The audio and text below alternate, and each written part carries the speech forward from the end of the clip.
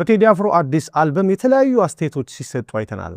አንድ አስተያየት ግን በጣም ትኩረቴን ስለሳበው በሱ ላይ ያዘጋጀሁትን ነው የማቀርብላችሁ። እስከ መጨረሻው ብትከታተሉኝ ደስ ይለኛል።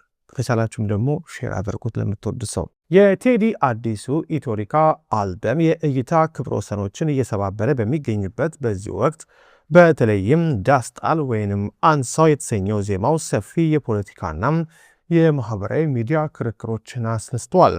ከነዚህም መካከል ጃራ ቦሩ የተባሉ የማህበራዊ ሚዲያ ተጠቃሚ ያሰፈሩት አስተያየት የብዙዎችን ትኩረት ስቧል።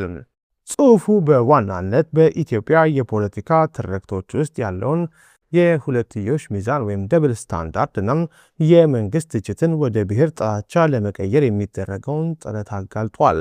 አንደኛ አድሏዊው የማህበራዊ ሚዲያ ፍርድም።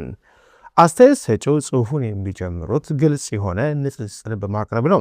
ሶና ታከለ የተባለ አርቲስት በተወሰነ ብሔር ስም አዲስ አበባን የእኛ ብቻ ናት ነጤዎች አያውቁም የሚል ይዘት ያለው አግላይ ዘፈን ሲያወጣም ጽድቅ ነው ተብሎ ጭብጨባ ይቸረዋል። በሌላ በኩል ግን ቴዲ አፍሮ በሀገሩ ጉዳይ ከመሃል ተገፍተን ዳር ቆምን ሲል መዓት ይወርድበታል።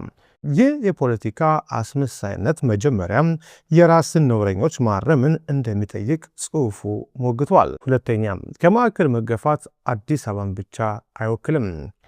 ጃራ ቦሩ የቴዲን ስንኞች በተጨባጭ የፖለቲካ ማሳያዎች ይተነትኑታል። ከመሃል ተገፍተን ዳር ቆምን የሚለው ሐረግ ከአዲስ አበባ መገፋትን ብቻ ሳይሆን ከውሳኔ ሰጭነትና ከስልጣን መገለልን እንደሚያሳይ ያብራራሉ።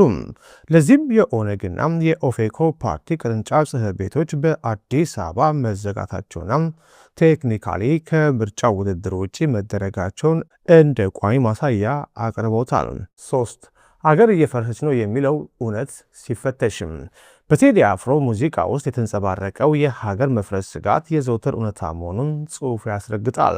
ዜጎች ከአንድ ክልል ወደ ሌላ ክልል በሰላም መንቀሳቀስ አለመቻላቸው፣ የሕግ የበላይነት መጥፋት፣ እገታና ዘረፋ እንዲሁም ጣሪያ የነካው የኑሮ ውድነት ሀገር የመፍረስ አደጋ ላይ መሆኗን የሚያሳዩ ምልክቶች መሆናቸውን ጠቁመዋል። ይህንን እውነት ቴዲ ብቻ ሳይሆን ሌሎች ፖለቲከኞች የሚናገሩት ሀቅ ነው ብለዋል። 4 የትችት ጠመዝማዛነት። ጽሑፉ አንድ ትልቅ መልእክት ያስተላልፋል።